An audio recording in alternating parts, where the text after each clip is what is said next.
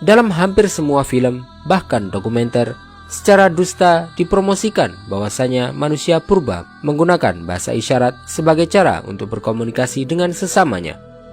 Hal ini merupakan penipuan dan kebohongan yang tidak berdasar. Acara-acara film tersebut bahkan menunjukkan bahwa wujud manusia purba lebih mirip dengan binatang. Dan ini merupakan salah satu kebohongan dari seri kebohongan dunia modern. Di dalam Al-Quran sendiri telah disebutkan dalil yang jelas yang tidak mungkin disalahpahami bahwa Allah SWT menciptakan Nabi Adam alaihissalam sekaligus mengajarkan kepada beliau semua nama sebelum beliau diturunkan ke atas bumi. Maka kehidupan di atas bumi ini telah dimulai dengan ilmu dan pengetahuan yang diberikan oleh Allah SWT kepada Nabi Adam alaihissalam. Dan Allah SWT yang mengajarkan kepada manusia hal-hal yang tidak diketahuinya. Allah Ta'ala berfirman, وَعَلَّمَ آدَمَ الْأَسْمَاءَ كُلَّهَا, dan dia ajarkan kepada Adam nama-nama benda semuanya. Allah SWT juga telah mengisyaratkan dalam Al-Quran tentang keragaman bahasa dan ras, meskipun semuanya berasal dari satu ayah dan ibu yang sama, yaitu Nabi Adam dan Hawa.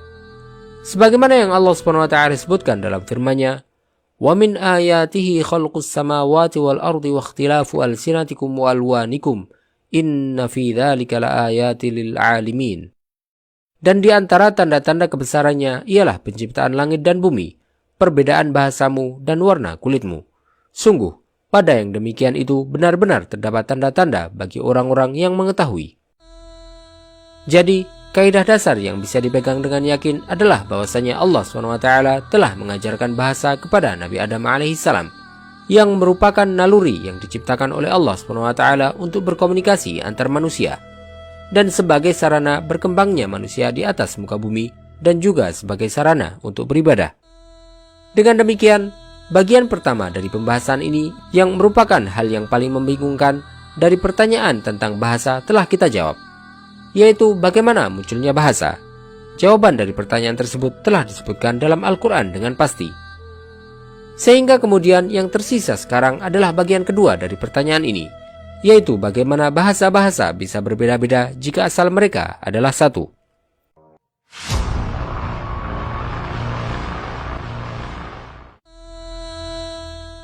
Untuk mengkaji bagian ini, terlebih dahulu kita perlu meneliti asal-usul bahasa yang pertama kali ada terlebih dahulu.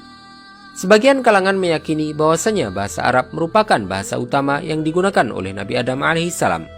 Sebagian lagi menganggap bahwasanya bahasa yang digunakan oleh beliau adalah bahasa Suryani, dan hanya Allah SWT yang maha mengetahui kebenaran sesungguhnya. Sebagaimana disebutkan sebelumnya, bahwasanya Nabi Adam alaihissalam tidak hanya memiliki satu bahasa, tetapi beliau menguasai semua bahasa induk. Akan tetapi, berbagai kajian modern menguatkan fakta bahwa bahasa Arablah bahasa utama yang merupakan pokok dari semua bahasa, dan dari bahasa Arab pula lah bahasa-bahasa yang lain bermunculan. Hal ini didasarkan pada beberapa bukti yang kuat, di mana bahasa Arab telah mempertahankan karakteristik linguistiknya yang meliputi sintaks, derivasi, makna, dan lain-lain yang tidak ditemukan dalam bahasa lain manapun. Selain itu, bahasa Arab juga merupakan bahasa yang masih hidup sampai saat ini. Di antara indikasi yang menegaskan orisinalitas bahasa Arab dan prioritasnya di atas bahasa lain adalah banyaknya kata-kata dalam bahasa lain yang sangat mirip dengan bahasa Arab, yang menegaskan bahwa semua bahasa-bahasa tersebut berasal dari satu sumber yang sama. Sebagai contoh, 80% kata kerja dalam bahasa Sanskerta berasal dari bahasa Arab, dan 75% kata kerja Latin juga berasal dari bahasa Arab. Serta semua bahasa Fenisia, bahasa Aram, dan bahasa-bahasa Timur termasuk Ibrani berasal dari bahasa Arab.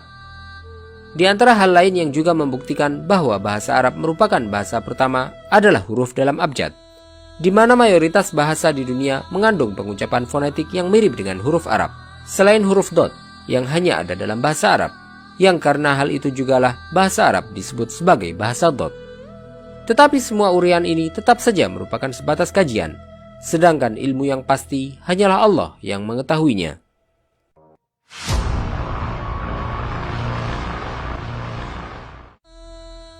Pertanyaan yang lain kemudian muncul. Jika kita menganggap bahwasanya bahasa Arab merupakan bahasa pokok, bagaimanakah bahasa-bahasa yang lain akhirnya terlahir? Para ulama mengungkapkan bahwa kemunculan bahasa-bahasa tersebut serta penyebarannya terjadi setelah peristiwa banjir bah Nabi Nuh alaihi salam.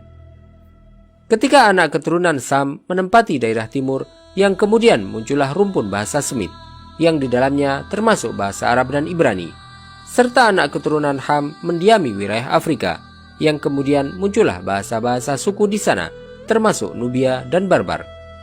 Kemudian anak keturunan Yafis juga mendiami wilayah Barat dan wilayah Asia, yang kemudian muncullah bahasa asing dari garis keturunannya, termasuk bahasa Turki, bahasa-bahasa yang digunakan oleh orang Asia, dan juga bahasa Latin.